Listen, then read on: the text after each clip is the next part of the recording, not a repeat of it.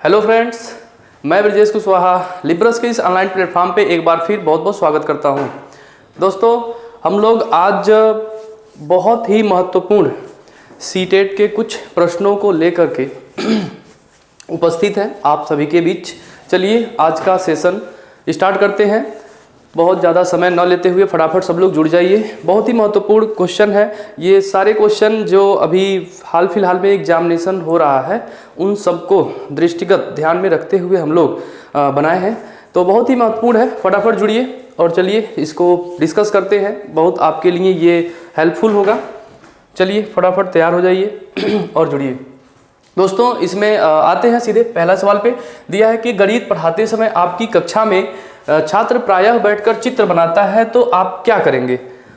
तो बहुत ही जी है, आप क्या करेंगे।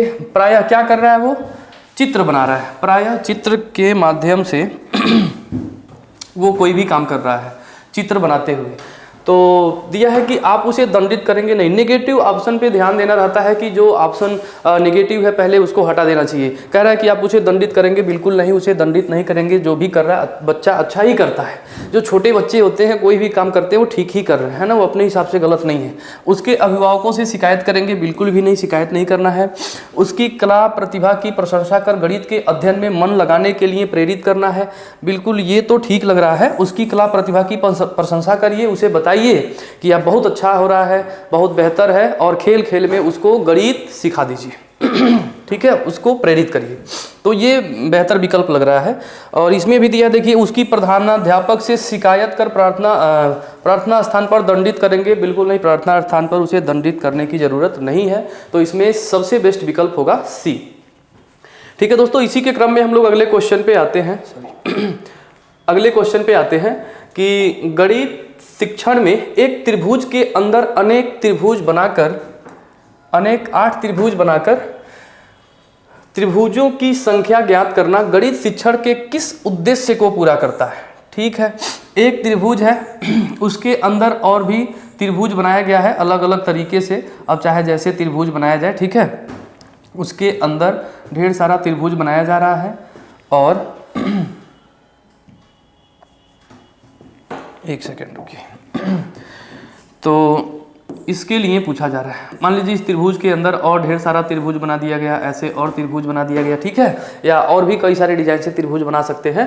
कह रहा है कि इससे शिक्षण के किस उद्देश्य को पूरा किया जा रहा है। तो तर्क शक्ति का विकास, ठीक है, तर्क शक्ति का विकास तो होना ही होना है। ये विकल्प जो है ठीक लग रहा है। देखिए कभी कभी क्या होता है, विकल्प ऐसा रहता है ना कि चारों लगता है सही है, लेकिन उसमें से आपको वो करना रहता है जो सबसे ज़्यादा सही है। तो आपको उसी विकल्प का चुनाव करना है, बड़ी आराम से करना है। इसमें तर्क शक्ति का विकास, गणना क्षमता का विकास, देखिए गणना क्षमता भी होगा, रचना क्षमता का विकास, रचना क्षमता का भी विकास होगा।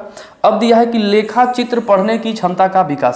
अब जितना भी विकल्प दे रखा है इसमें सारे विकल्प इसमें ठीक लग रहे हैं, लेकिन अब आपको यहां देखना है कि क्वेश्चन क्या कर रहा है। करे कि 8 त्रिभुज बनाकर त्रिभुज की संख्या ज्ञात करना। अब संख्या गिन रहा है, गणना कर रहा है, सिंपल सा है, सारे के सारे विकल्प ठीक लग रहे हैं, लेकिन यहाँ क्वेश्चन का जो लॉजिक है वो दे रहा है कि संख्या ज्ञात करना गणित के किस उद्देश्य को पूरा करता है। तो सिंपल सी बात है कि वो गणना करने की क्षमता का विकास होगा इससे। ठीक है, क्वेश्चन के आधार पर हमें विकल्प का चयन करना है। ठीक है दोस्तों, तो मुझे उम्मीद है कि आप सब लोग सही से कर पा रहे होंगे, सही से समझ पा रहे होंगे। चलिए वेरी गुड, आगे बढ़ते हैं, अगले सवाल पे आते हैं हम लोग। नेक्स्ट क्वेश्चन है, प्राथमिक व उच्च प्राथमिक स्तर पर गणित शिक्षण की समस्या नहीं है। अब देखिए यहाँ पे प्राथमिक स्तर पर और उच्च प्राथमिक स्तर पर गणित की समस्या नहीं है, नेगेटिव आंसर लेना है। तो कौन सी समस्या नहीं है।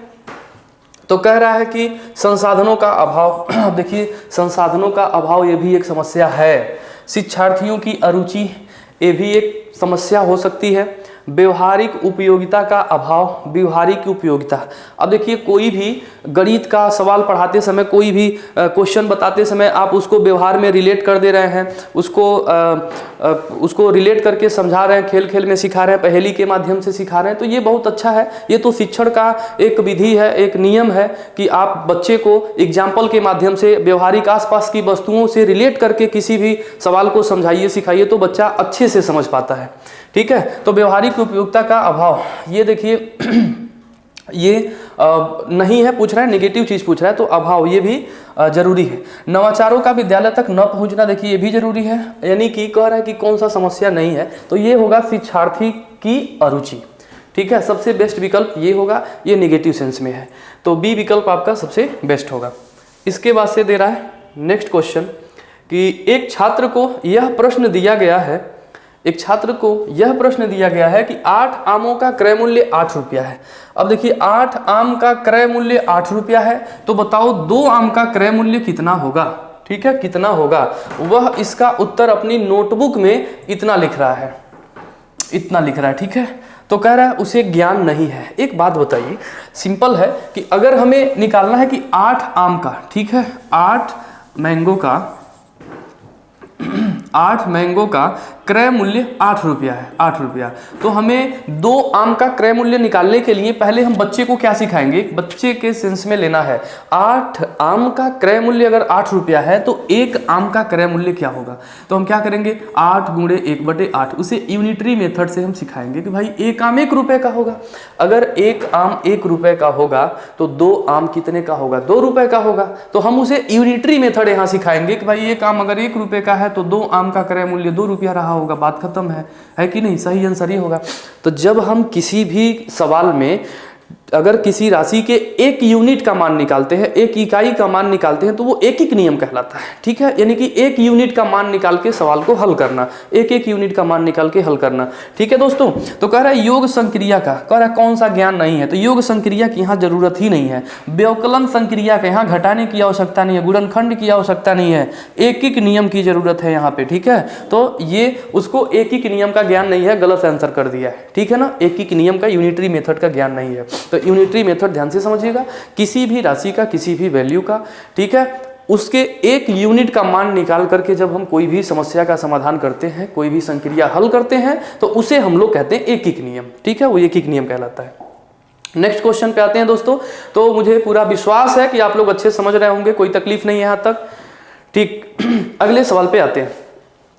अगला सवाल चलिए, अब नेक्स्ट क्वेश्चन है कक्षा 6, 7 और 8 के कुछ छात्र, बहुत अच्छा, वेरी गुड वेरी गुड, बहुत बढ़िया कर रहे हैं आप लोग। चलिए, कक्षा 6, 7 व 8 के कुछ छात्रों चक्रवृद्धि ब्याज की गणना करने में असमर्थ हैं, उनकी कठिनाइयों के निवारण हेतु उपाय है। देखिए, चक्रवृद्धि ब्याज की गणना नहीं कर पा रहे हैं, 6, 7, 8 के बच्चे हैं माध्यमिक स्तर के। अब समझना है, विकल्प में दिया है कि सभी कक्षाओं में चक्रवृद्धि ब्याज पुनः पढ़ाया जाए। अब देखिए, गणना करने में उनको समस्या हो रही है, गणना नहीं कर पा रहे हैं, तो उसकी कठिनाई का निवारण करना है, तो बार बार चक्रवृद्धि ब्याज बताया जाए। ए भाई, चक्रवृद्धि ब्याज अब बार बार पढ़ा देने से उनका गणना थोड़ी ठीक हो जाएगा। वो तो चक्रवृद्धि ब्याज की अवधारणा स्पष्ट हो सकती है, लेकिन गणना थोड़ी ठीक हो जाएगा, तो पहला विकल्प बहुत अच्छा नहीं है। अब दिया है कि उनके लिए कक्षावार अतिरिक्त कक्षाएं चलाई जाएं। अब अतिरिक्त कक्षा चलाएंगे तो उसमें क्या सिखाएंगे, उसको कहीं न कहीं उसे गणना सिखाना पड़ेगा। उनके लिए कक्षावार अतिरिक्त कक्षाएं लगाई जाए। ठीक है, ले लेते हैं, आगे देखते हैं, इससे भी बेहतर विकल्प ढूंढते हैं। उनके लिए विषय व समूह बार उपचारात्मक कक्षाएं लगाई जाएं। ठीक है, और डी विकल्प दिया है, उनके लिए ट्यूशन की व्यवस्था की जाए। तो नहीं, ट्यूशन की व्यवस्था तो बहुत सही नहीं है, वैसे भी NCF 2005 इसका विरोध करता है। ठीक है, ट्यूशन बहुत सही चीज़ नहीं है, बच्चों को ऐसे सिखाना चाहिए, विद्यालय में ऐसी शिक्षा देना चाहिए कि उसे इसकी ज़रूरत न पड़े। खैर, अब उनके लिए कक्षावार अतिरिक्त कक्षाएं लगाई जानी चाहिए, और उनके लिए विषय समूह बनाकर उपचारात्मक कक्षाएं चलानी चाहिए। अब यहाँ पे जो ये शब्द दिया है ना, इससे ये ज़्यादा सही हो जा रहा है। उपचारात्मक यानी कि हम वो क्या करेंगे, उनके कमी का पता लगा करके उनके कमियों को ठीक करेंगे कि कहाँ गड़बड़ कर रहा है, कैलकुलेशन में दिक्कत है कि समझने में दिक्कत है, क्या है ना। तो उपचारात्मक कक्षाएं लगाई जाएंगी ताकि उनके समस्याओं को ठीक किया जा सके। तो ये सी विकल्प जो है सबसे बेहतर होगा। क्लियर है दोस्तों?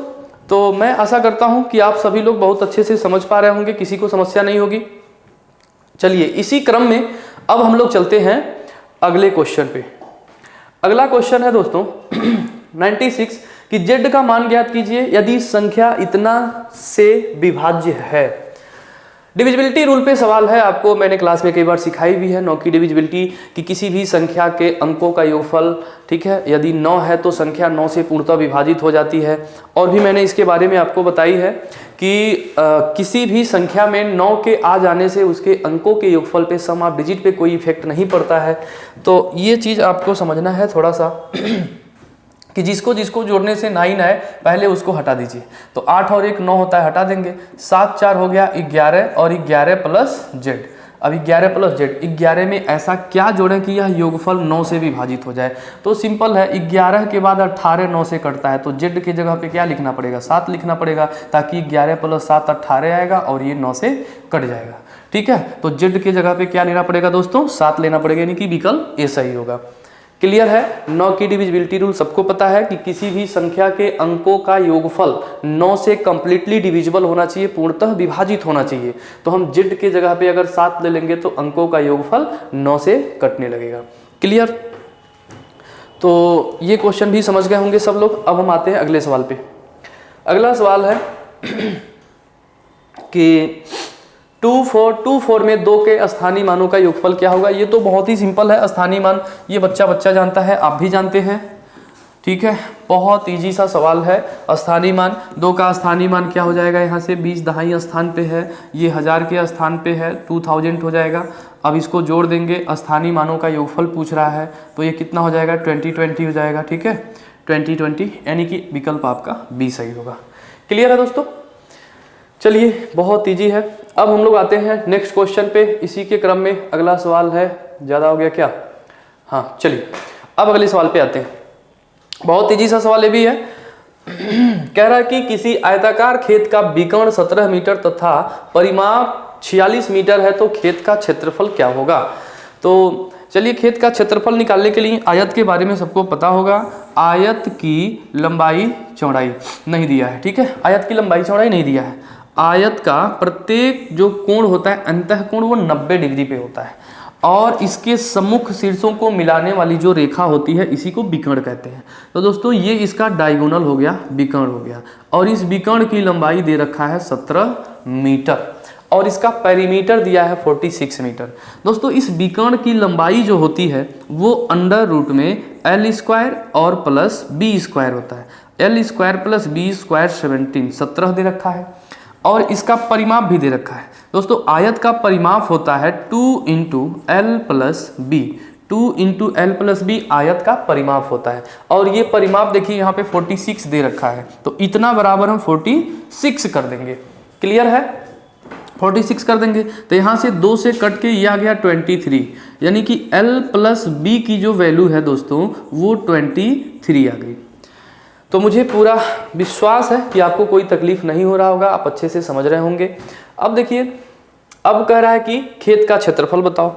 अब आपको ऐसी संख्या लेनी है, देखिए इसे हम ट्रिपलेट से भी बना सकते हैं, या तो ऐसी संख्या लीजिए जिसको जोड़ने पर 23 है और वर्गों का ऐसे योग करें तो 17 आ जाए, लेकिन ये थोड़ा सा मुश्किल होगा सोचना। तो अगर हम डिटेल प्रोसेस से जाएंगे, अगर डिटेल में बनाएंगे तो थोड़ी सी कठिनाई भी आएगी, है ना, थोड़ा सा लंबा सवाल हो जाएगा। तो आप इसको क्या करिए, थोड़ा एज्यूम करिए, एज्यूम करके बनाइए। हमसे पूछा किया जा रहा है कि खेत का क्षेत्रफल क्या होता, और क्षेत्रफल होता है दोस्तों L into B. L into B इसका क्षेत्रफल होता है, यही हमसे पूछा जा रहा है।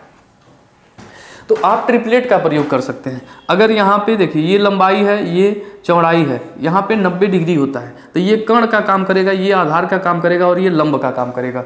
तो अगर कर्ण इसका 17 है तो ये 15 और ये 8 होना चाहिए। ठीक है, 15 और 8 होना चाहिए। अगर 15 8 से 17 है तो यहाँ रख के चेक करेंगे कि 15 और 8 23 होता है, लेकिन ये आपको याद करना पड़ेगा। ठीक है, 15 प्लस 8 23 होगा। देखिए 15 8 23 भी हो जा रहा है, आप 15 8 रूट में अगर करेंगे तो 17 भी आ जाएगा। ठीक है, तो सीधे सीधे इसका क्षेत्रफल अगर निकालना है तो हम कहेंगे 15 8 120, यानी कि 120 मीटर स्क्वायर इसका क्षेत्रफल हो जाएगा। ठीक है, यहाँ पे स्क्वायर एरिया है, तो ठीक है ना, 120। लेकिन ऐसे नहीं, मज़ा नहीं आएगा। चलिए हम आपको पूरा डिटेल में इसकी कहानी बताते हैं। अच्छा ये बताइए, यहाँ तक तो सब लोग समझ रहे हैं कि L प्लस बी 23 है, अच्छा, यहाँ हम रूट हटाने के लिए क्या करेंगे, स्क्वायरिंग बोथ साइड करेंगे, दोनों पक्षों का वर्ग करेंगे। दोस्तों जब दोनों पक्षों का वर्ग करेंगे ना, तो यहाँ से क्या हो जाएगा, दोनों पक्षों का वर्ग करेंगे तो ये हो जाएगा 289 17 का स्क्वायर, और ये रूट स्क्वायर से भाग जाएगा, तो यहाँ पे बचेगा दोस्तों L square plus B square. तो L square plus B square की वैल्यू 289 आ गया। अब हमें निकालना है एल इंटू बी। तो आप क्या करिए, इसका स्क्वायरिंग बोथ साइड कर दीजिए। तो एल ध्यान से समझिएगा, एल प्लस बी का होल स्क्वायर करेंगे और उधर दिया है 23, दोनों पक्षों का वर्ग कर देंगे। तो यह ए प्लस बी का होल स्क्वायर जैसा हो गया, यानी कि L square plus B square और प्लस 2LB। तो ये हो जाएगा दोस्तों एक सेकेंड, ये डिलीट नहीं हो रहा है, चलिए इसी में लिख दे रहे हैं एल बी। ठीक है, L square plus B square plus 2LB, और इतना बराबर 23 का स्क्वायर 529। इससे परेशान ना होइएगा, ये कलर हम चेंज कर दे रहे हैं यहाँ से, आपको तकलीफ नहीं होगी, है ना। चलिए, इतना बराबर हो गया 529, और ये हो गया आपका L, और ये हो जाएगा आपका 2B। ठीक है, अब देखिए दोस्तों, इतने की वैल्यू क्या दे रखा है, 289। इसके बदले में आप लिख दीजिए 289 और प्लस 2LB, इतना बराबर 529। अब इसको लाके उधर माइनस करिए, तो 2 इंटू LB बराबर 529 माइनस 289। अब घटाएंगे तो ये आ जाएगा 0, 4 और 240। तो 2LB बराबर 240, तो LB बराबर कितना आ गया दोस्तों, 120। और L इंटू बी, यही तो होता है आयत का क्षेत्रफल, L इंटू बी आयत का क्षेत्रफल, और ये क्षेत्रफल आ गया आपका 120। ये सवाल का जवाब हो जाएगा। तो ये इतना आपको सिंप्लीफाई करना पड़ेगा, तब आंसर आएगा। अगर आपको ट्रिपलेट याद है तो डायरेक्ट 120 आंसर कर लेंगे। क्लियर है। चलिए, तो कहीं कहीं थोड़ा थोड़ा कैलकुलेशन भी करना पड़ जाता है, इससे परेशान ना होइएगा। अब हम लोग आते हैं नेक्स्ट क्वेश्चन पे। नेक्स्ट क्वेश्चन है दोस्तों, यदि किसी संख्या में 21 को जोड़ा जाए तो वह अपनी 3 गुनी संख्या से 7 कम हो जाती है, तो वह संख्या क्या है। बहुत ही खूबसूरत सा सवाल है। कोई संख्या है x, मान लीजिए कोई संख्या x है, कह रहा है इसमें 21 जोड़ा जाए, 21 ऐड कर दिया जाए। अगर इस संख्या में 21 को जोड़ देंगे तो वह अपनी 3 गुनी संख्या से, मतलब जो हम संख्या माने हैं x, वह अपनी 3 गुनी संख्या से, तो x का 3 गुना कर दिया। कह रहा है किसी संख्या में 21 जोड़ेंगे तो वह यह संख्या अपने 3 गुनी संख्या से 7 कम के बराबर हो जाती है।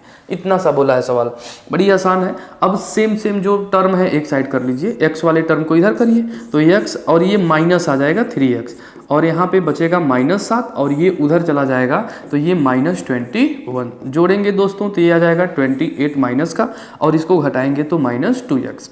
अब ये माइनस माइनस कटेगा, 14 दूना 28, तो x की वैल्यू आ जाएगा 14, और यही इस सवाल का जवाब हो जाएगा।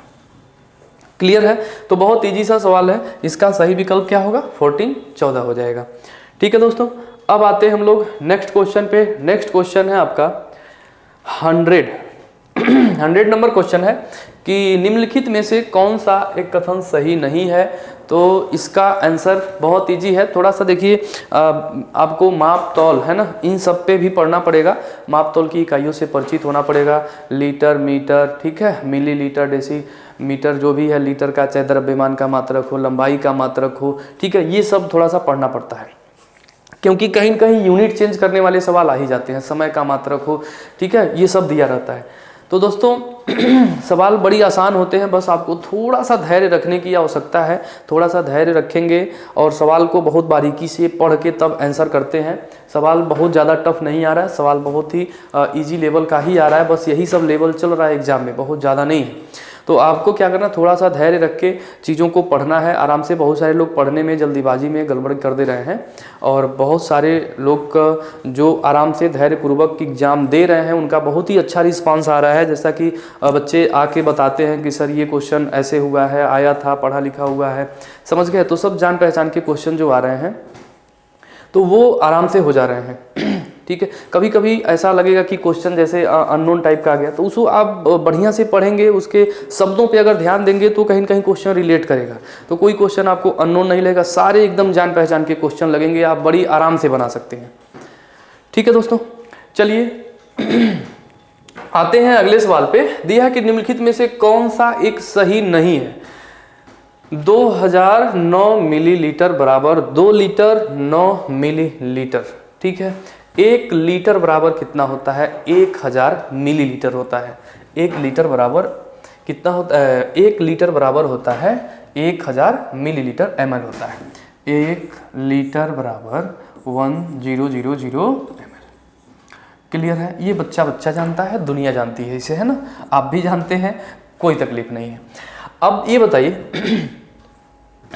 अब ये कह रहा है कौन सा सही नहीं है, इसमें गलत ढूंढना है। तो ये बताइए 2009 मिलीलीटर है, अब इसे लीटर में बदलना है तो हम क्या करेंगे? तुरंत भाग दे देंगे, 1000 ml से ml कट जाएगा और भाग देंगे तो 2000 और प्लस 9 आएगा। भाग देंगे तो 2000 प्लस 9 आएगा। तो जब 1000 से जब इसमें भाग देंगे दोस्तों तो ये तो कट ही जाएगा, तो ये सीधे 2 लीटर हो गया और ये 9 क्या हो जाएगा? ये 9 मिलीलीटर में चला जाएगा।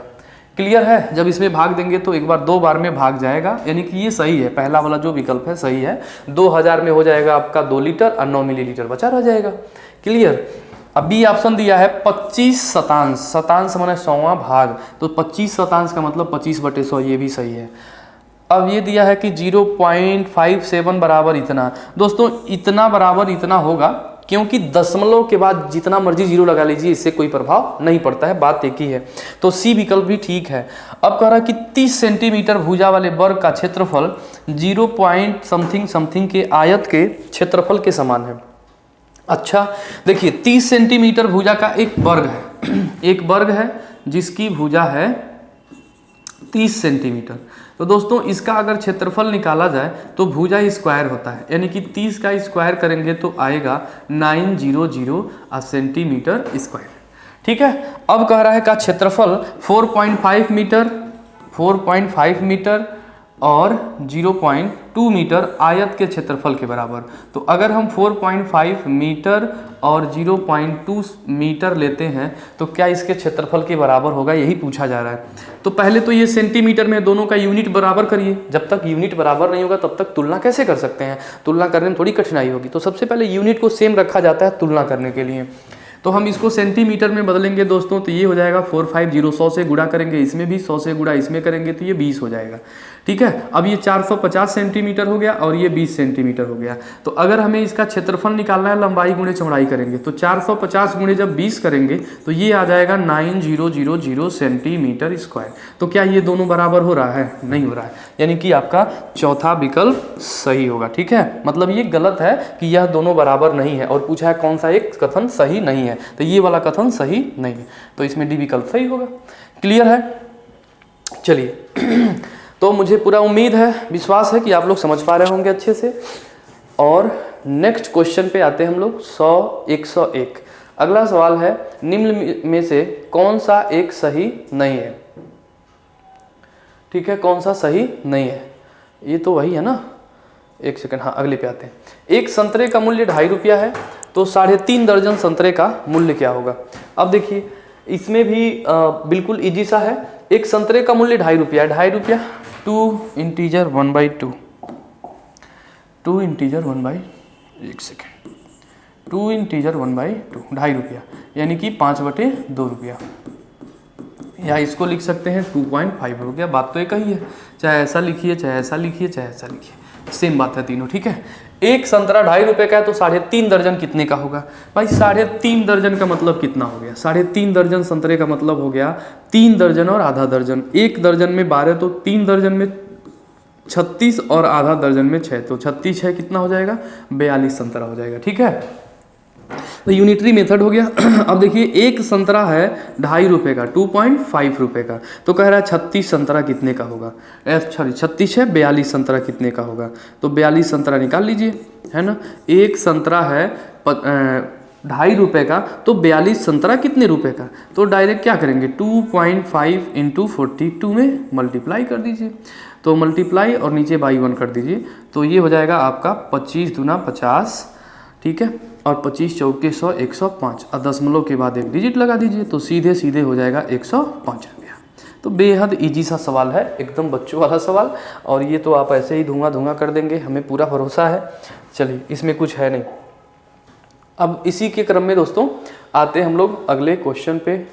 अगला क्वेश्चन दे रखा है कि एक रेलगाड़ी स्टेशन P से 8:18 AM पर चलकर स्टेशन Q पर उसी दिन 10:28 PM पर पहुंचती है। रेलगाड़ी द्वारा Q तक पहुंचने में लगा समय क्या है?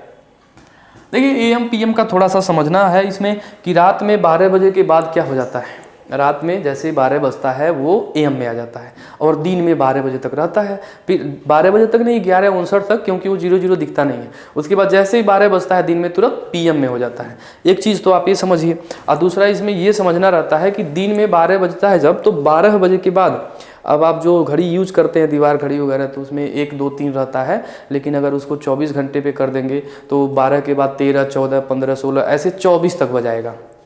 तो आपको ये ध्यान देना है कि अगर 20 बज रहा है तो क्या टाइम होगा, अगर 16 बज रहा है तो क्या टाइम होगा, 13 बज रहा है तो क्या टाइम होगा।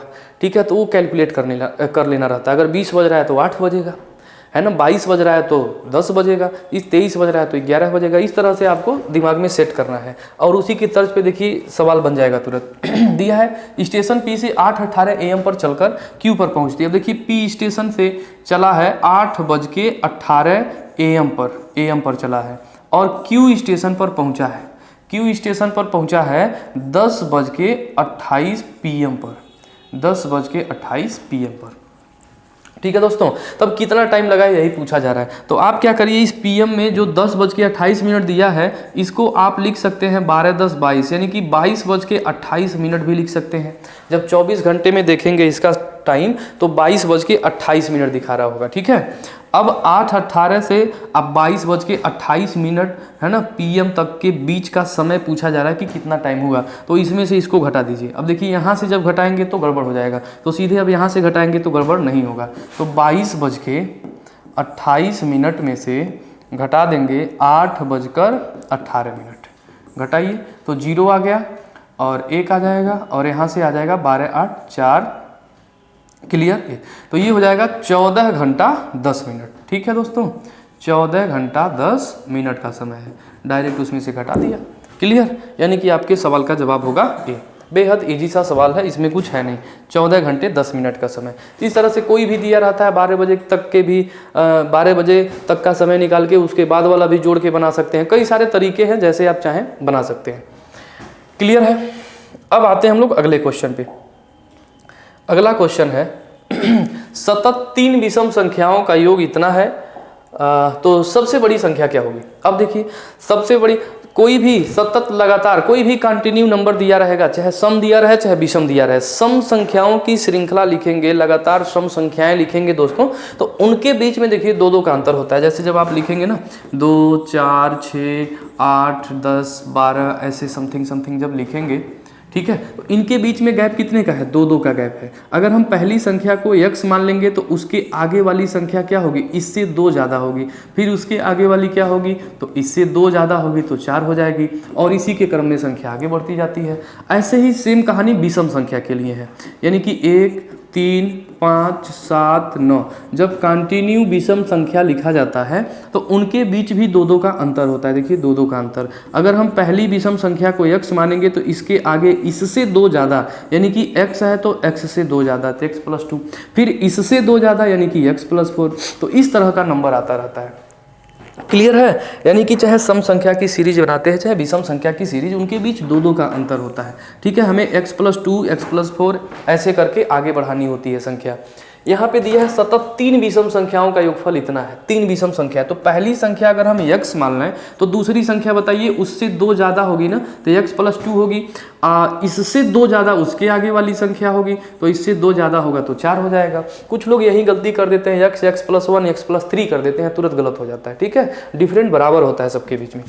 अब ये 3 संख्याएं होंगी, कह रहा है कि इन तीनों का योग 1383 है। दोस्तों इसे जोड़ लीजिए, x+2 और x+4, इन सब का योग हो गया 1383। अब जोड़ेंगे तो 3x हो जाएगा और 4 2 6 हो जाएगा, इतना बराबर हो गया 1383। अब 6 को उधर घटा दीजिए तो ये हो जाएगा 1377 हो जाएगा। ठीक है, 1377 और यहाँ बच जाएगा 3x। अब इसमें 3 से भाग दे दीजिए तो 3 चौके 12, 1 7 17 3 पचे 15 और 3 नाम 27। तो दोस्तों यहाँ पे x की वैल्यू जो होगी वो 459 आ जाएगी। x की वैल्यू आ गई 459। अब पूछा जा रहा है कि इसमें सबसे बड़ी संख्या, तो सबसे बड़ी लास्ट वाली संख्या सबसे बड़ी होगी। तो दोस्तों ये 4 ज़्यादा है। x की वैल्यू अगर यहाँ लिखेंगे 459, तो 459 प्लस 4 करिए तो 9 4 13 6 4, यानी कि यह संख्या हो जाएगी 463, यानी कि विकल्प नंबर ए सही है। तो बिल्कुल इजी सा सवाल है, तो मुझे विश्वास है कि आप पूरी तरह से समझ चुके होंगे। अब ऐसी गलती ना करिएगा, कई लोग ऐसी गलतियां कर देते हैं। ठीक है, चलिए तो आगे बढ़ा जाए दोस्तों। अब इसी के क्रम में हम लोग अगले सवाल पे आते हैं, और अगला सवाल है कि माध्यमिक विद्यालय में 2 दशमलव वाली संख्याओं के गुणनफल की संकल्पना का परिचय देने के लिए निम्नलिखित में से कौन सी सर्वाधिक उपयुक्त रणनीति है। अब देखिए 2 दशमलव वाली संख्याओं के गुणनफल का परिचय देना है। तो पहला है कि महत्व तो दिया जाना चाहिए कि गुणनफल संख्याओं का बार बार योग है। महत्व तो दिया जाना चाहिए कि गुणनफल संख्याओं का बार बार योग है। ठीक है, ये भी सही है, लेकिन देखिए माध्यमिक विद्यालय में पूछा जा रहा है कि माध्यमिक विद्यालय में, और गुणनफल की अभी संकल्पना का परिचय देना है कि गुणा वगैरह कैसे होता है ना, गुणा सिखाना है। तो ठीक है, ये विकल्प भी थोड़ा सा ठीक लग रहा है। जैसे इसका मतलब ये है कि गुणनफल संख्याओं का बार बार योग है। इसका मतलब ये हुआ ना कि अगर जैसे 2 + 2 + 2 आप +2 हम बार बार लिख रहे हैं ना, +2 + 2, तो ये 1 बार 2, 2 बार 2, 3 बार 4 बार 2 है, तो डायरेक्ट हम 2 × 4 कर देते हैं, और 4 दूना हो गया 8, इसको भी जोड़ेंगे तो 8 ही आएगा ना। तो वही कह रहा है कि गुणनफल जो है संख्याओं का बार बार योग है, बार बार योग ही गुणनफल है, यही बता रहा है। ठीक, तो ठीक है, ये भी ठीक है। महत्व तो दिया जाना चाहिए कि गुणनफल विभाजन का प्रतिलोम है ना, ये तो एकदम गलत होगा, उल्टा नहीं है ना। संकल्पना का परिचय देने के लिए कलन विधि का प्रयोग किया जाना चाहिए। अब कलन विधि देखिए, कलन विधि क्या है, गुणा करने का तरीका, जैसे हम लोग स्तंभ में करते हैं ना, 13 × 15 13 × 15 करते हैं, यही कलन विधि है, ऐसे गुणा करना। अब दिया है कि प्रक्रिया का चित्रात्मक रूप में प्रदर्शन करना चाहिए। नहीं, चित्र बना करके उसको प्रदर्शन करने से नहीं होगा, उसको संकल्पना का परिचय देना है, उसको गुणा सिखाना है। तो सबसे बेहतरीन विकल्प क्या लग रहा है, पहला तीसरा में से सबसे अच्छा यही होगा, है ना, सबसे अच्छा विकल्प यही होगा, क्योंकि ये बहुत अच्छा नहीं है। ये तो बच्चा जब उसके संकल्पना को अच्छी तरह से समझ जाएगा, वो गुणा करने से समझ जाएगा, गुणा की समझ हो जाएगी उसके अंदर, तब वो अपने आप समझ जाएगा बच्चा कि गुणनफल जो है संख्याओं का बार बार योगफल है, तो वहाँ से क्लियर हो जाएगा। तो सबसे बेस्ट विकल्प सी होगा इसमें, क्लियर है। ओके दोस्तों, अब चलते हैं हम लोग अगले विकल्प पे। तो अगला विकल्प है, अगला क्वेश्चन है, निम्नलिखित में से कौन सा गणित शिक्षण का संकीर्ण उद्देश्य है। चलिए, संकीर्ण उद्देश्य कौन सा है, सबसे छोटा इजी है ना लेवल पे, सबसे संकीर्ण मतलब थोड़ा सा छोटा लेवल पे है, कौन सा उद्देश्य है ये पूछा जा रहा है।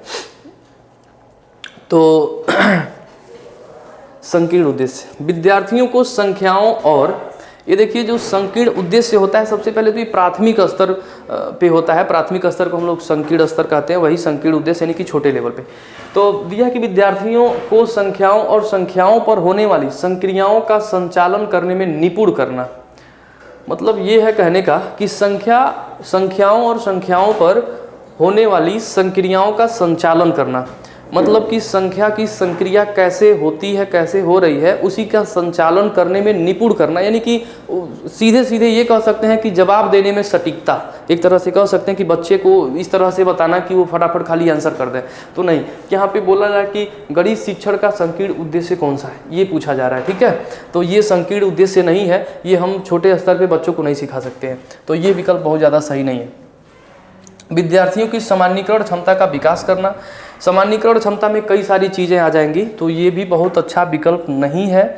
और देख लेते हैं, विद्यार्थियों में सुव्यवस्थित तर्कण को प्रोत्साहित करना, सुव्यवस्थित तर्कण को, हाँ, उसके अंदर तर्क शक्ति को प्रोत्साहित करना, सुव्यवस्थित तर्क शक्ति को प्रोत्साहित करना, ये अच्छा विकल्प लग रहा है। इससे विद्यार्थियों के अंदर कोई भी संक्रिया होगी, ठीक है, ये उसके अंदर डेवलप होगा, और अच्छे से हम तर्क के माध्यम से समझा सकते हैं, सिखा सकते हैं, तो ये अच्छा होगा। गणित शिक्षण का संकीर्ण उद्देश्य छोटे स्तर पे ये बहुत सही है कि किसी भी बच्चों को कोई भी चीज़ सिखाना है तो उसको तार्किक ढंग से सिखाइए, उसको वस्तुओं के साथ रिलेट करके सिखाइए, व्यवहार में सिखाइए, है ना, तो ये अच्छा विकल्प है। गणित में कथन की सत्यता और असत्यता को प्रमाणित करने की योग्यता का विकास करना। तो देखिए सत्यता और असत्यता को प्रमाणित करने की योग्यता का विकास करना, ये भी छोटे स्तर के लिए सही नहीं है, ये बड़े स्तर के लिए हो सकता है। ठीक है, तो ये सबसे बेहतर विकल्प जो लग रहा है दोस्तों वो सी लग रहा है। ठीक है, तो सी विकल्प सबसे बेस्ट होगा। तो मुझे उम्मीद है कि सब लोग समझ रहे होंगे, किसी को कोई तकलीफ नहीं होगी। अब इसी के क्रम में हम लोग अगले क्वेश्चन पे आते हैं और अगला क्वेश्चन है आपका 106। यदि दो संख्याओं का अंतर तथा गुणनफल क्रमशः 5 तथा 36 है तो उनके व्युत्क्रमों का अंतर। इस तरह के भी सवाल काफ़ी पूछा जाता है कि दो संख्याओं का अंतर मान लेंगे कोई भी संख्या है भाई, पहली संख्या दूसरी संख्या मान लीजिए, चाहे दो संख्या x और y मान लीजिए। ठीक है, मान लीजिए दो संख्याएं x और y है। अब कह रहा है कि इसका अंतर यानी कि x माइनस वाई है 5 और इनका गुणनफल x गुणे y बराबर दे रखा है दोस्तों 36। तो कह रहा है इनके व्युत्क्रमों का अंतर क्या होगा। व्युत्क्रम माने उल्टा, x का उल्टा कर दीजिए कितना होगा 1/x, y का उल्टा करेंगे 1/y और इनके व्युत्क्रमों का अंतर क्या होगा। क्लियर है। अब इसको घटाएंगे तो इसका एलसीएम लेना होगा। क्या होगा एलसीएम xy और यहाँ पे हो जाएगा y माइनस एक्स। ठीक है, अब वैल्यू पुट करिए दोस्तों। ये देखिए दो तरीके से हो सकता है। डिफरेंट, अंतर शब्द का मतलब नेगेटिव नहीं होता है। एक चीज को ध्यान रखिएगा, किसी भी दो चीजों में अगर अंतर आपको निकालना है तो आप उसको नेगेटिव से नहीं दर्शाएंगे।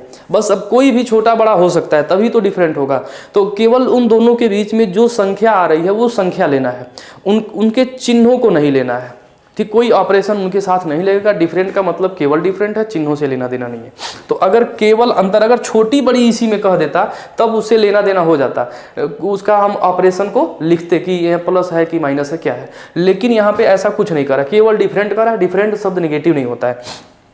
तो हम चाहे अब बताइए दो संख्याओं का अंतर 5 है तो भाई ये भी बड़ा हो सकता है, ये भी बड़ा हो सकता है, ये भी छोटा हो सकता है, ये भी छोटा, पता नहीं कौन छोटा बड़ा है, कंफर्म नहीं है। तो ठीक है, केवल अंतर का मतलब अंतर। तो यहाँ भी x माइनस वाई का अंतर, चाहे x माइनस वाई कहिए चाहे y माइनस एक्स का, ये 5 रख देंगे इसके जगह पे, x y के जगह पे रख देंगे क्या 36। तो 5/36 इसका सही उत्तर होगा। अब हाँ, विकल्प में अगर मान लीजिए 5/36 न दे करके कहीं -5/36 दिया है तब हो सकता है कि छोटी बड़ी संख्या लिया हो, या तो क्वेश्चन में बोलेगा तब आपको माइनस लेना है। खाली अंतर कह दिया तो नहीं लेना है। तो ये आपका सही विकल्प क्या हो जाएगा सी। क्लियर है।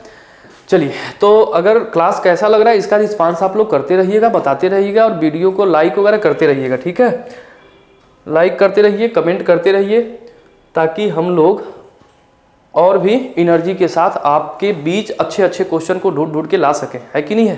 क्वेश्चन बनाने में मेहनत लगती है और इस मेहनत का सिर्फ आपको इतना ही करना है कि आपको वीडियो को बस खाली लाइक कर देना है और जो भी है उसमें कमेंट वगैरह करते रहना है ताकि पता चल सके हम लोगों को, और थोड़ा और एनर्जी के साथ अच्छे अच्छे मेहनत से हम लोग क्वेश्चन ढूंढ के आप सबके लिए ला सकें। ठीक है दोस्तों, अब दिया है एक खंभे का 4/7 भाग कीचड़ में है, कीचड़ में धंसा है। जब धंसे हुए भाग का 1/3 भाग बाहर खींचा जाता है तो पाया गया कि 8 मीटर माप का खंभा अभी भी कीचड़ में है, यानी कि खंभे की पूरी लंबाई क्या होगी। बहुत इजी सा सवाल है। देखिए कोई खंभा है, अब पता नहीं वो खंभे की लंबाई कितनी है नहीं पता, कह रहा है कि उस खंभे का, मान लीजिए खंभे की लंबाई x मीटर है, x मीटर। ठीक है, कह रहा है कि 4/7 भाग कीचड़ में है। अब कुछ भाग इसका ऐसे मान लीजिए कीचड़ में है और कीचड़ में 4/7 भाग है। अब पूरा भाग कीचड़ में नहीं है, थोड़ा ही भाग कीचड़ में है। तो अगर 4/7 भाग कीचड़ में है, ठीक है, कीचड़ में धंसा हुआ है 4/, इस टोटल का इतना भाग 4/7 भाग कीचड़ में धंसा हुआ है। कह रहा है जब धंसे हुए भाग का 1/3 निकाला जाता है, यानी कि यही भाग धंसा हुआ है, जब इसका 1/3 भाग बाहर निकाला जाता है। 1/3 का मतलब हो गया दोस्तों, देखिए 1/3 भाग निकाल लिया जाता है, इसका मतलब 3 में से 1 भाग निकाल लिया जाता है, यानी कि साफ है कि 2/3 खंभा अभी भी कीचड़ में है। 2/3 खंभा अभी भी कीचड़ में है। जो नीचे वाली हर वाली वैल्यू होती है वो इनिशियल वैल्यू, टोटल वैल्यू को रिप्रेजेंट करती है, बताती है टोटल। जैसे भिन्न की अवधारणा हम लोग लिखते हैं ना, इसको अगर हम बांट दें 6 भाग में बांट देते हैं और एक भाग को मान लीजिए ऐसे ब्लैक कर दिए और हम पूछें कि छायांकित भाग का बताओ भिन्नात्मक मान क्या होगा, तो आप तुरंत काउंट करेंगे 1 2 3 4 5 6, टोटल 6 भाग है, उसमें से एक भाग क्या है ब्लैक है, यानी कि 6 में से एक भाग अगर काला है तो 5/6 भाग क्या होगा दोस्तों, सफेद होगा, सिंपल है। तो नीचे वाला जो वैल्यू होता है वो सबको रिप्रेजेंट करता है। उसी प्रकार से खंभे का अगर 1/3 भाग निकाला गया है तो 3 में से 1 भाग निकला है, यानी कि 2/3 भाग, इस टोटल जो कीचड़ में है उसका 2/3 भाग अभी भी कीचड़ में है। तो अब इसको कैलकुलेट करेंगे तो आ जाएगा 8/21। इसका मतलब ये हुआ कि अगर टोटल 21 भाग खंभा है तो उसमें से 8 भाग खंभा कहाँ आ गया, कीचड़ में है, अभी भी कीचड़ में है। तो अगर 21 में से 8 भाग कीचड़ में है तो इस 8 भाग की तुलना इससे कर दीजिए कि 8 मीटर माप का खंभा अभी भी कीचड़ में है। तो 8 बराबर 8 भाग, 8 बराबर 8 भाग, तो 21 बराबर 21 भाग, यानी कि टोटल खंभा कितना था, 21 मीटर का था। ये कह सकते हैं 8 बराबर 8 मीटर, ये भाग नहीं है, 8 मीटर है। तो 21 बराबर क्या होगा, 21 मीटर। तो हम सीधे सीधे कहेंगे खंभे की लंबाई थी 21 मीटर। ये तुलना करके यहीं से बना लेंगे, बिल्कुल सिंपल सा सवाल है, एक्स वगैरह कहीं कुछ मानने की आवश्यकता नहीं है। क्लियर। तो मुझे उम्मीद है आप लोग समझ चुके होंगे। अभी भी जिसको मैं पूरा अपनी ओर से प्रयास कर रहा हूं कि आपको बेसिक से हर चीज़ें बता दूं, क्लियर कर दूं, मैं पूरा प्रयास कर रहा हूं। आपको भी प्रयास करना है कि आप अच्छे से समझ लें और जो भी रिस्पांस होगा आप लोग बताते रहिएगा। और अभी भी ना समझ में आए तो एक बार वीडियो को आगे पीछे करके आप लोग देख लीजिएगा। आप लोग ऐसे काफ़ी समझदार हैं कि नहीं। चलिए अब दोस्तों आते हैं हम लोग नेक्स्ट क्वेश्चन पे। Next question 108 number. एक ताज़ा मछली को सुखाने पर उसका भार, ये थोड़ा सा मिसप्रिंट है ना, 1/3 रह जाता है। सुनीता 1500 किलो ताज़ा मछली 25 रुपया किलो के भाव से खरीद कर उसको सुखाकर 80 रुपया प्रति किलो के भाव से बेच देती है। तो पूछा जा रहा है कि बताइए सुनीता वह कमाती है, मतलब कितना पैसा कमाती है इस प्रकार से। तो दोस्तों चलिए बनाते हैं सवाल को। सबसे पहले देखिए 1500 किलो ताज़ा मछली खरीदी है 25 रुपया के भाव से, तो उसका कास्ट टोटल कितना आ गया, कास्ट प्राइस कितना आ गया। तो 1500 किलो मछली है, अब 25 रुपया में 1 किलो मछली मिल रहा है। तो दोस्तों उसको 25 15 375 37,500 रुपया खर्चा की होगी। ठीक है, खरीदने में 37,500 रुपया खर्चा की होगी। अब कह रहा है कि खरीद कर उसको सुखाकर 80 रुपया किलो बेच दी। अब बताइए जब उसको सुखाई होगी तो भाई 1500 किलो जो मछली खरीदी है सुखाई होगी तो वो कितना हो गया होगा। वो कह रहा है कि ताज़ा मछली को जब सुखाया जाता है तो उसका भार 1/3 रह जाता है। तो भाई 1500 किलो है और जब सुखाई होगी तो 1/3 हो गया होगा, यानी कि अब मछली 500 किलो आएगा। समझ गए, पहले 1500 किलो था और सुखा दिया तो 1/3 हो गया, यानी कि 500 किलो हो गया। तो अब मछली 500 रुपया किलो, 500 किलो मछली है अब, और बेचा जा रहा है किस रेट पे, 80 रुपया किलो के हिसाब से, 80 रुपया किलो के हिसाब से, यानी कि 40,000 रुपये में। ठीक है, 37,500 रुपये का माल खरीदा गया और बेचा गया 40,000 रुपये में। तो बताइए उसको कितना फ़ायदा हुआ, तो 2500 रुपया फ़ायदा हुआ होगा। ठीक है, तो उसको लाभ हो गया 2500 रुपया। क्लियर है दोस्तों, इस प्रकार से आपका विकल्प बी सही होगा। क्लियर है। चलिए अब आते हैं हम लोग अगले सवाल पे। Question number 109। सलमान -3 -4 बराबर +7 को हल करता है, इस त्रुटि का कारण क्या है। सलमान को समान प्रकार की समस्याओं को हल करने के अभ्यास की आवश्यकता है। अब देखिए -3 -4 है तो जोड़ेगा तो -7 आना चाहिए, यानी कि वो माइनस प्लस समझ नहीं पा रहा है, पूर्णांकों का योग वगैरह नहीं कर पा रहा है ना। समस्याओं को हल करने के अभ्यास की आवश्यकता है। सलमान को पूर्णांकों के गुणनफल की, एक बात बताइए, यहाँ गुणनफल की जरूरत ही नहीं है कि नहीं है। ये थोड़ा सा ठीक है, अभी आगे देख लेते हैं। सलमान लापरवाह नहीं है। सलमान को पूर्णांकों के योग की संकल्पना अस्पष्ट है। ये साफ देखिए, वो पूर्णांकों के योगफल की संकल्पना अस्पष्ट है, माने वो पूर्णांकों को चाहे नेगेटिव हो चाहे पॉजिटिव, पूर्णांक दो तरह का होता है, धनात्मक पूर्णांक ऋणात्मक पूर्णांक, यानी कि वह पूर्णांकों को जोड़ना नहीं जान रहा है ठीक से, है ना। तो ये ज़्यादा सही है, सबसे बेहतर विकल्प डी होगा आपका, है ना। ये भी विकल्प सही नहीं है। क्लियर है दोस्तों। अब हम लोग आते हैं नेक्स्ट विकल्प पे, और नेक्स्ट क्वेश्चन है आपका कि पाइथागोरस प्रमेय पर आधारित प्रश्न को हल करने के लिए करते समय एक शिक्षक निम्नलिखित त्रिभुज ABC बनाती हैं। ठीक, अच्छी बात है। अब कह रहा है कि राजन यह तर्क करता है कि त्रिभुज ABC सही तरीके से नहीं बनाया गया है, इसे बनाने का ये सही तरीका है। अब देखिए अब पाइथागोरस प्रमेय से त्रिभुज एबीसी यानी कि एक समकोण त्रिभुज बनाया जाता है। इसमें एक कोण 90 डिग्री दर्शाया गया है, इसका मतलब ये समकोण त्रिभुज है। तो भाई समकोण त्रिभुज हम ऐसे भी बना सकते हैं, ऐसे बना सकते हैं, जिधर मर्जी उधर बनाओ, उससे क्या लेना देना है। आपका एक कोण 90 डिग्री रहना चाहिए, जिधर से मर्जी उधर से उल्टा पुल्टा कैसे भी बनाओ, बस एक कोण 90 डिग्री रखो, उसका कॉन्सेप्ट सब कुछ सेम रहेगा, कर्ण वही रहेगा, आधार वही, लंब वही, सब वही। तो इसमें कोई चेंजिंग नहीं है, ठीक है। बस वो ये कह रहा है राजन कि नहीं ऐसे नहीं ऐसे बनाओ सही होगा, ऐसे नहीं ऐसे बनाओ सही होगा। वो ये जान रहा है कि नहीं हमेशा समकोण त्रिभुज बनता है तो 90 डिग्री यहीं रहना चाहिए, है ना, बेस उसका नीचे ही रहना चाहिए, वो ऐसा कह रहा है। तो चलिए अब देखते हैं कि वो क्या समझ रहा है। और वो कर्ण के बारे में वो यही जानता है कि भाई 90 डिग्री के सामने कर्ण है, कर्ण यहीं रहना चाहिए, आधार यहीं रहना चाहिए, लंब यहीं रहना चाहिए। और वो ऐसे बन गया तो कर्ण अब यहाँ पे आ गया है। अब ये कर्ण है तो इसमें से एक आधार होगा तो एक लंब हो जाएगा, अब ऐसा बन गया है। अब उसी में कन्फ्यूजन है। तो चलिए अब देखा जाए कि राजन क्या नहीं समझ पा रहा है। कह रहा है कि राजन की धारणा गलत धारणा इसलिए है क्योंकि वह लेखन क्षमता डिस्ग्राफिया से ना वो लिखने की क्षमता से थोड़ी परेशान है, वो तो समझ में दिक्कत है उसको, है कि नहीं है। वह ज्यामितीय संकल्पनाओं में कमजोर है, ज्यामितीय संकल्पनाओं में कमजोर है। देखिए ज्यामितीय संकल्पनाओं में कमजोर तो है लेकिन इतना भी कमजोर नहीं है। जब वो पहचान जा रहा है कि नहीं नहीं समकोण त्रिभुज ऐसे नहीं ऐसे बनना चाहिए, यानी कि वो संकल्पनाओं को त्रिभुज के बारे में वो जान रहा है कि ऐसे होना चाहिए, 90 डिग्री कोण होना चाहिए, तो इस तरह की चीज़ें ठीक नहीं है। तो ज्यामितीय संकल्पनाओं में कमजोर है, ये बहुत अच्छा नहीं है। बच्चों के बारे में तो नेगेटिव सेंस लेना ही नहीं है ना, जो बच्चा जो करेगा वो सही करेगा। चलिए उसमें विश्लेषणात्मक क्षमता नहीं है, विश्लेषण मतलब उसको विश्लेषण करना है ना, वो क्षमता उसके अंदर नहीं है। मुझे लग रहा है ये विकल्प ज़्यादा सही है। इन दोनों में वो अंतर स्पष्ट नहीं कर पा रहा, उसका विश्लेषण नहीं है कि भाई हम जैसे चाहें वैसे 90 डिग्री एक कोण बस रहना चाहिए, हम जैसे चाहें वैसे उसको बना सकते हैं त्रिभुज को, तो वो विश्लेषण नहीं कर पा रहा है, ठीक है। ये विकल्प ठीक लग रहा है। उसके शिक्षक हमेशा इसी तरह त्रिभुज बनाया होगा, नहीं भाई शिक्षक किसी भी बहुत तरीके से शिक्षक जो है सिखाते हैं समझाते हैं बच्चों को, लेकिन बच्चे जल्दी कहाँ समझने की कोशिश करते हैं ना, तो शिक्षक की गलती नहीं है। शिक्षक तो वैसे ही कई तरीके से समझाते बताते हैं ना, जैसे कि हम भी आप लोगों को कई तरीके से बता के समझाते हैं, है कि नहीं।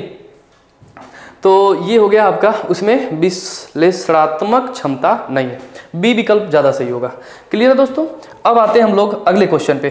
अगला क्वेश्चन 111, यदि किसी वस्तु का क्रय मूल्य उसके विक्रय मूल्य का 3/2 है, विक्रय मूल्य 3/2 यदि किसी वस्तु का क्रय मूल्य उसके विक्रय मूल्य का, ये थोड़ा सा उल्टा पुल्टा हो गया ना, किसी उसके विक्रय मूल्य का ऐसे है 3/2 है,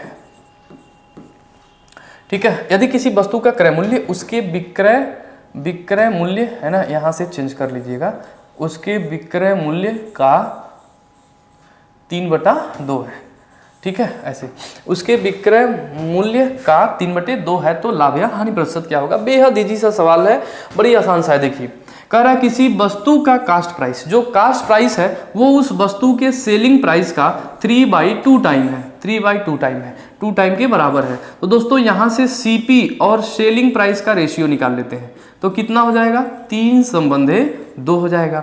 अब देखिए यहाँ से कास्ट प्राइस का है और ये सेलिंग प्राइस है ना, सेलिंग प्राइस का रेशियो कास्ट प्राइस का निकल गया। तो कास्ट प्राइस 3 यूनिट को रिप्रेजेंट कर रहा है, सेलिंग प्राइस 2 यूनिट को रिप्रेजेंट कर रहा है। 3 रुपया में माल खरीद के 2 रुपया में बेच दिया गया। आप सोचिए 3 रुपया में खरीद के 2 रुपया में माल बेच दिया, तो 3 रुपया में खरीद के 2 रुपया में बेच दिया तो उसको क्या मिला, अरे ज्यादा में खरीद के कम में बेच दिया, इसका मतलब उसको तो लॉस हो गया 1 रुपए का, है कि नहीं, 1 रुपए का घाटा हो गया। तो 1 रुपए का घाटा हो गया कितने रुपए पे, तो क्रय मूल्य पे। लाभ और हानि का गणना किस पे करते हैं दोस्तों, हमेशा क्रय मूल्य पे। तो यानी कि उसे 33 इंटीजर 1/3% का लॉस हो गया। इस सवाल का सही जवाब होगा बी। क्लियर है। तो मुझे पूरा भरोसा है कि आप लोग अच्छे से समझ रहे होंगे, किसी को तकलीफ नहीं होगा। ऐसे ही समझते रहिए, पढ़ते रहिए और खूब बेहतरीन करके एग्जाम में आइए। आगे की रणनीति, आगे की तैयारी हम लोग करते हैं, बनाते हैं, और सभी पूरा लिब्रस परिवार आपके साथ एकदम जुड़ा हुआ है। आप बस मेहनत करते रहिए, ऐसे जुड़े रहिए, ठीक है। और भी इसके बाद हम लोग और भी बहुत इम्पोर्टेंट सवाल लेकर के आएंगे और हम सभी मिलकर के इसे डिस्कस करेंगे। बहुत ही बेहतरीन सवाल, ठीक है। अगली वीडियो में फिर से मुलाकात होगी। और अच्छे सवालों के साथ। दिया है कि एक आदमी 2500 रुपया अपने बड़े पुत्र को, कुल धन का 5/12 दूसरे पुत्र को तथा शेष धन सबसे छोटे पुत्र को दिया जो पहले और दूसरे पुत्र के योग के बराबर है, तो सबसे छोटे पुत्र का धन क्या होगा। तो दोस्तों ये भी बहुत अच्छा सवाल है, ध्यान से समझिएगा। जैसे मान लीजिए, ऐसे मान के बना लीजिए कि x रुपया है, ठीक है, x रुपया है, एक आदमी के पास कितना पैसा है, x रुपया।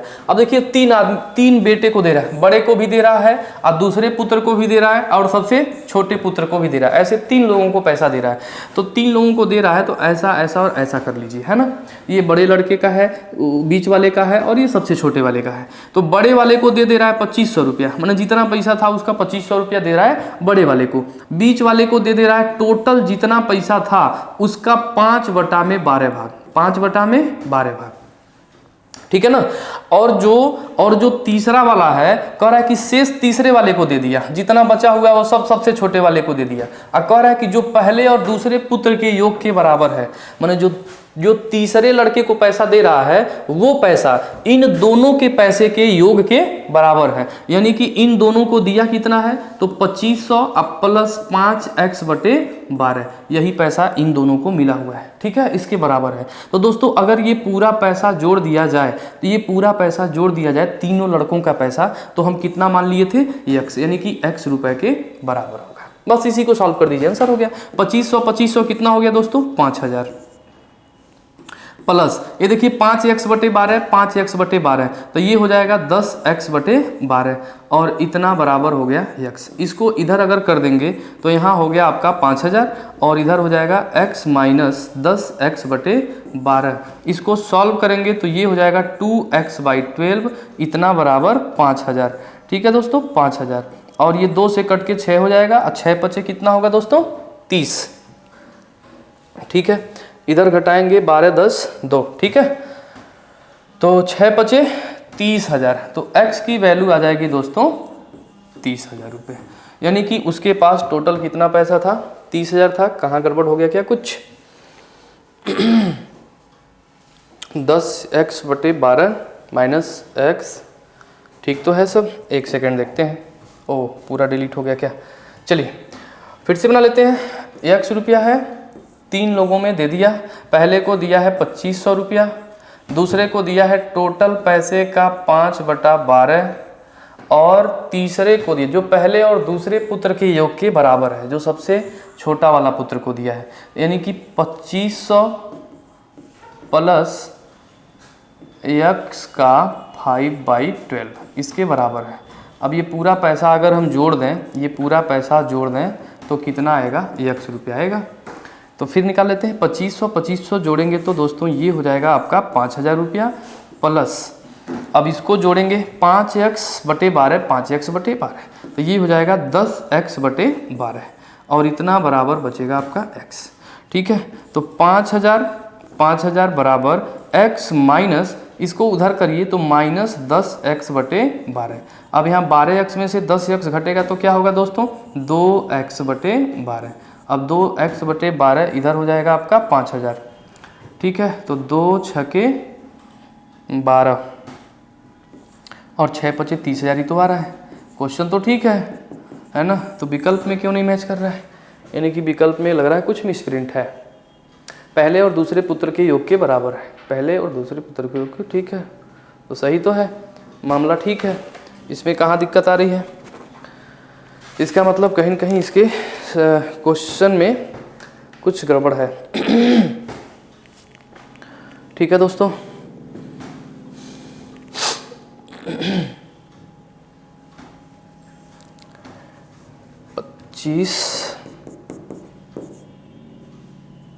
ठीक है, ये 30,000 होगा। इसमें कहीं कुछ विकल्प में मिसप्रिंट है, चलिए कोई बात नहीं, आप लोग समझदार हैं, क्वेश्चन तो समझ गए होंगे टाइप को, क्लियर, कोई दिक्कत नहीं है, विकल्प में कुछ गड़बड़ हो गया होगा। ओके दोस्तों, अब अगले सवाल पे आते हैं, कोई दिक्कत नहीं है, कहीं मिसप्रिंट होगा, इसको छोड़ते हैं, आगे बढ़िए। अब दिया है एक वर्ग किस प्रकार का एक समांतर चतुर्भुज है, स्पष्ट कीजिए। यानी कि एक वर्ग जो है एक समांतर चतुर्भुज है, बताइए कैसे, ये पूछा जा रहा है कि एक वर्ग किस प्रकार एक समांतर चतुर्भुज हो सकता है। ठीक है, विद्यार्थियों को उपयुक्त प्रश्न का उत्तर लिखने के लिए कहा गया, शिक्षक का उद्देश्य क्या है। तो इसमें दिया हुआ है कक्षा को अधिक अंतःक्रियात्मक सहभागी बनाना। ठीक है, कक्षा को अधिक अंतःक्रियात्मक बनाना। ठीक है, ये भी सही है कि एक वर्ग किस प्रकार समांतर चतुर्भुज है। टीचर ने बच्चे को क्या किया, एक टास्क दे दिया कि भाई बताओ कैसे एक वर्ग जो है एक समांतर चतुर्भुज कैसे हो सकता है, एक टास्क दे दिया। तो अंतःक्रियात्मक बनाना। ठीक, विद्यार्थियों को मुक्त अंत वाले प्रश्नों से परिचित कराना। नहीं, मुक्त अंत वाले प्रश्न ये नहीं होते हैं। मुक्त अंत वाले प्रश्न हमने आपको बताया था कि जिसका कई सारे आंसर आ सकते हैं। ठीक है, ये नहीं होगा। विद्यार्थियों के लेखन कौशल को सुधारना। नहीं, लिखने की प्रक्रिया इससे थोड़ी ठीक होती है, ये तो लिखने की प्रक्रिया नहीं बताएगा। विद्यार्थियों को चिंतन और मनन का अवसर देता है। ठीक है, चिंतन और मनन का अवसर देता है। देखिए, ये भी विकल्प ठीक है, ये भी विकल्प ठीक है। अब इन दोनों में कौन सा सबसे ज़्यादा ठीक है? तो सबसे जरूरी चीज़ यह इसमें दिया है कि कक्षा को अधिक अंतःक्रियात्मक, अधिक सहभागी बनाना, यानी कि बच्चों को ऐसा टास्क दे करके क्लास के अंदर कोई ऐसी क्रिया कराना कि बच्चे उसमें चीज़ों को ढूंढ पाएँ, समझ पाएँ। ठीक है, अंतःक्रियात्मक, अधिक अंतःक्रियात्मक बनाना। देखिए, अधिक अंतःक्रियात्मक बनाना यानी कि बच्चों को बहुत ज़्यादा बिजी कर देना, तो ऐसा नहीं है, इसमें नेगेटिव सेंस है थोड़ा सा, तो ये वाला विकल्प ज़्यादा सही नहीं लग रहा है। इसमें देखिए कह रहा है कि चिंतन और मनन का अवसर देता है, ये सही है। ऐसा करने से बच्चा जो है तर्क करेगा, उसके अंदर चिंतन की भावना उत्पन्न होगी, तो ये सबसे बेहतर विकल्प हमें डी लग रहा है। डी सबसे अच्छा विकल्प होगा। ठीक है दोस्तों, ऐसे कुछ न कुछ तर्क ढूंढ लेनी चाहिए जो एक वैलिड रीजन होना चाहिए किसी भी विकल्प को टिक करने के लिए। ठीक है, अब हम लोग आते हैं नेक्स्ट क्वेश्चन पे। अगला सवाल है कि गणित की वर्तमान एनसीईआरटी पाठ्य पुस्तक की अनुशंसाओं को ध्यान में रखकर लिखी गई हैं। तो ये तो इजी है, बच्चा जानता है। राष्ट्रीय पठ्यचर्या की रूपरेखा 2005 के हिसाब से। क्लियर, इसमें तो कुछ करना ही नहीं है, ये तो सीधे सीधे है। अब देखिए, अब दिया है कि गणित एक गणितीय प्रमेय है। ये बहुत बेहतरीन सवाल है। एक गणितीय प्रमेय है। गणितीय प्रमेय क्या है? एक कथन जो कि सदैव सही होता है और उसे उत्पत्ति की आवश्यकता नहीं है। तो ठीक है, ये विकल्प तो ठीक है। नहीं, आवश्यकता नहीं है, ये गलत है। एक कथन जो कि सदैव सही होता है और उसे उत्पत्ति की आवश्यकता नहीं है। नहीं, ये बहुत ज़्यादा सही नहीं है। उत्पत्ति की आवश्यकता पड़ जाती है, ज़रूरी थोड़ी है। कभी हम LHS RHS सॉल्व करते हैं तो ऐसे कंडीशन में बहुत सारे रीजन बन जाते हैं, तो ये बहुत ज़्यादा ज़रूरी नहीं है होना, है ना। आवश्यकता की उत्पत्ति की आवश्यकता नहीं है, नहीं आवश्यकता है। अगर गणितीय प्रमेय है तो प्रमेय को सॉल्व करना रहता है, तो ठीक, ये बहुत ज़्यादा ठीक नहीं लग रहा है। अब दिया है कि एक कथन जिसकी सत्यता या असत्यता की कोई जानकारी नहीं है। नहीं, ऐसा भी नहीं है। देखिए, गणितीय प्रमेय कोई भी रहता है तो उसके सत्यता असत्यता की जानकारी होती है। हमने बताया था गणित में क्या अपवाद नहीं होते हैं। कोई भी कॉन्सेप्ट अगर दिया हुआ है, कोई भी अगर प्रमेय दिया हुआ है, सिद्धांत कोई भी दिया हुआ है, तो कहीं न कहीं उसका वैलिड रीजन है, उसका निष्कर्ष है, निश्चित निष्कर्ष है, तार्किक निष्कर्ष है उसका। ठीक है, तो ऐसा नहीं है कि सत्यता असत्यता की जानकारी नहीं है। अगर ये होगा ही नहीं तो प्रमेय कैसे बन जाएगा, है ना। ये भी बहुत सही नहीं है। एक कथन है जिसकी उत्पत्ति यथेष्ट साक्ष्य से रहित है ना। कह रहा है कि जिसकी उत्पत्ति जो है स्पष्ट नहीं है और साक्ष्य से रहित है, जिसमें साक्ष्य ही ना हो, तो नहीं, ऐसा नहीं, उसका एकदम साक्ष्य होता है। ठीक है, ये भी सही नहीं है। एक कथन जिससे अभिगृहीतों की तर्कसंगत युक्तियों द्वारा सिद्ध किया जाता है, ये बिल्कुल सही होगा। तर्कसंगत ढंग से उसको सिद्ध किया गया होता है, एक तर्क रहता है उसमें। ठीक है, कोई भी प्रमेय दिया होता है तो क्या होता है, तार्किक होता है, उसके निश्चित परिणाम होते हैं, निश्चित रिजल्ट होते हैं। तो ये जो है डी विकल्प आपका सबसे बेहतरीन विकल्प होगा, सबसे अच्छा विकल्प होगा। डी सही है। क्लियर है दोस्तों, तो डी विकल्प। अब हम लोग नेक्स्ट क्वेश्चन पे आते हैं, और नेक्स्ट क्वेश्चन है आपका, माध्यमिक कक्षाओं में बीजगणित शुरू किया जाता है। पियाजे के संज्ञानात्मक विकास के सिद्धांत के अनुसार इस स्तर पर बीजगणित का परिचय उचित है, क्योंकि अब देखिए, माध्यमिक कक्षाओं में बीजगणित खुद ही क्या है, ये अमूर्त होता है। अमूर्त होता है यानी कि हमें उसका क्या कहते हैं, कोई भी चर और अचर राशि लेते हैं, चर और अचर राशि के माध्यम से जो सवाल बनते हैं वो सब क्या है, बीजगणित के सवाल होते हैं। यानी कि बाद में उनका रिजल्ट हमें पता चलता है, शुरुआत में नहीं पता होता है, तो वो अमूर्त से मूर्त की ओर चलता है।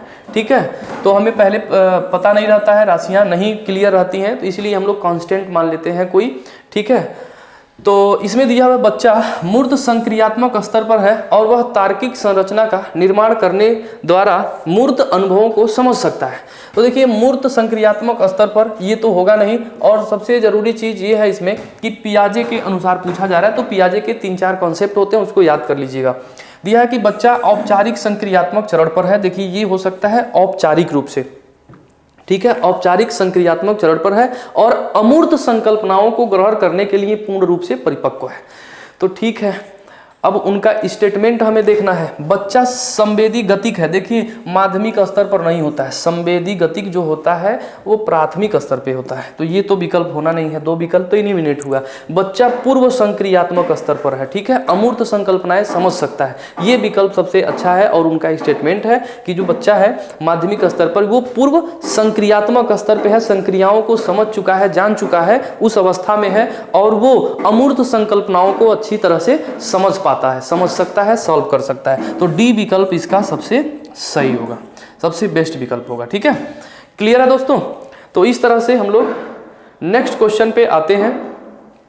नेक्स्ट क्वेश्चन है कि 6 घंटों में सेकंडों की संख्या कितने दिनों में मिनटों की संख्या के बराबर है। अब देखिए 6 घंटों में सेकंडों की संख्या, 6 घंटे में सेकंडों की संख्या कितने दिनों में मिनटों की संख्या के बराबर है।